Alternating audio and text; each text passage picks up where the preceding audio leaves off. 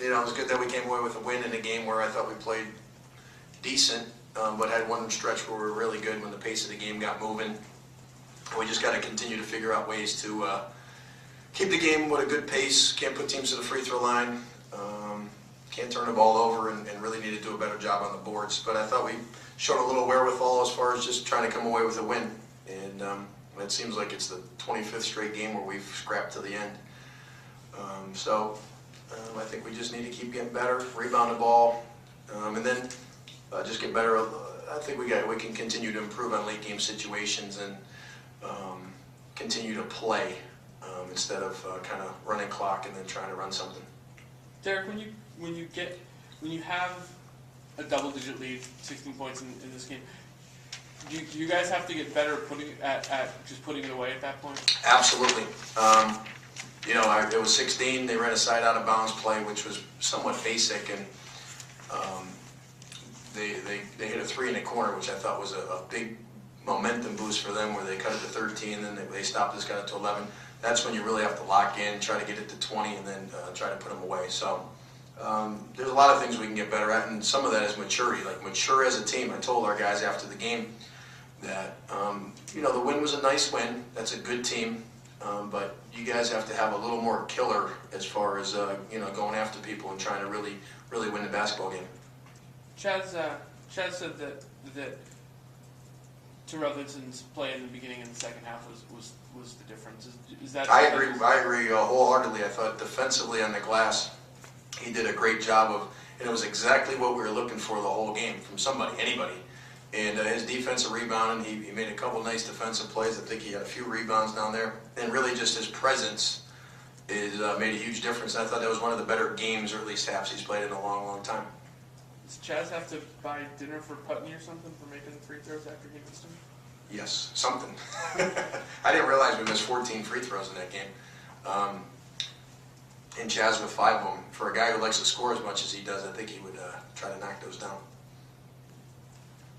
Coach, that 18-minute run, obviously it takes offense, but what about the defensive end? Well, really, our guys think they're an offensive team. I think we're a defensive team. I think we're a pressing team that can create turnovers and create pace. I think we're a half-court defensive team when we're playing the way we can, that needs to create from our defense for our offense. We're a very good transition offense team and a get-out-and-go team. I'd say we still have some work to do in the half-court, and that's evident by, when we slowed it up a little bit. I thought we came to a stall and really never got that next kind of gear going.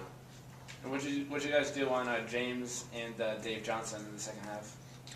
We just were aware of where, especially the leading scorer there, James, especially with him, I wanted our guys to really keep an eye on him, make sure he's spotted on the offensive end, because in the first half, he had 2 threes in the press where we didn't rotate out, and then he hit a 3 against the zone that I thought were ones you can't let him get going that way. He's too good.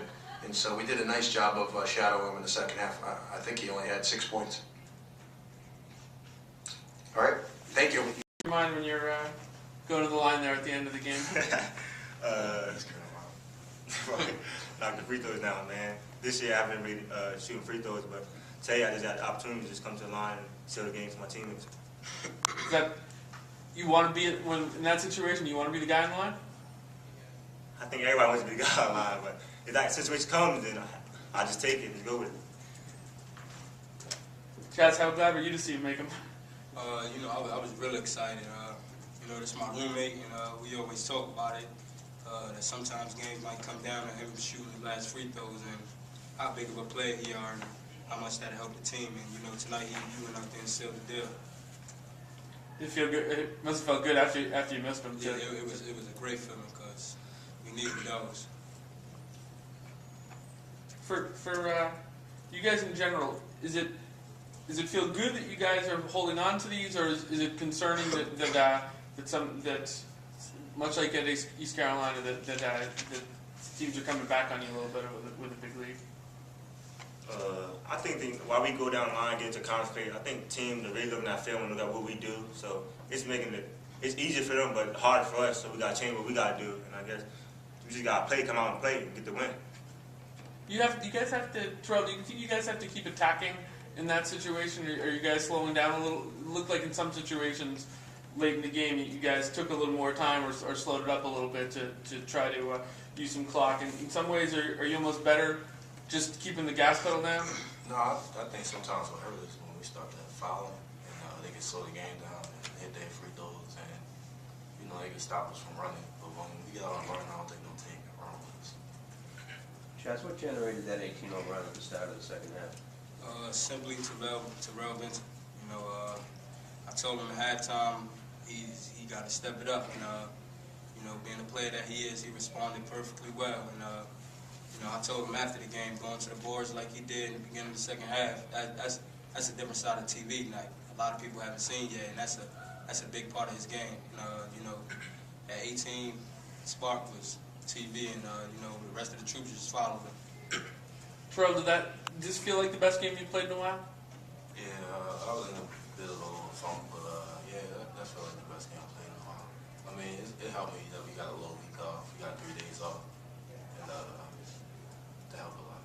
Can you guys survive little funks from anybody right now much better than you had before because there's more guys that can? It seems like on this team there's more guys that can pick you up when one guy's struggling a little bit. I still, I tell everybody to this day, I don't think nobody in America has seen the full UMass yet except for our coaching staff and us. When everybody is on the same page and same cylinders, it can get real scary. And, we just gonna have to play through whatever the case may be. If I was to go on a flunk, I know I just had a faith in my teammates to know that they're there to pick me up, and the same way with them. What did Coach say to you guys in the locker room at halftime? He just simply said they are just beating us to all the rebounds. They out-rebounding us basically, and I asked TV, I gave him a challenge. That's all we're about is giving each other challenges. And tonight TV took a challenge and he answered it. Terrell, what happened on that technical foul by Drama? He pushed me. Literally, I was going to pick up my team or something. Something happened. Just felt that hand hit my face and fell and the ref called it. Quinnipiac was about to get the ball. How big did that change of possession help the team? That helped a lot. I mean, we got 1 point out of it, but yeah, that was big too. That we got 1 point out of it because and we got the ball, so I think we scored on the possession. So about 3-4 points. So that helped a lot. What did you guys do differently on James Johnson in the second half?